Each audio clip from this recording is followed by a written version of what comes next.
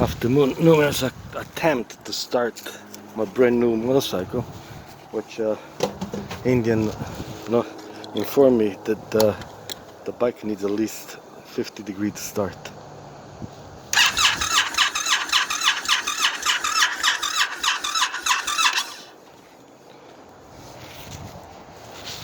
That's it. Brand new motorcycle.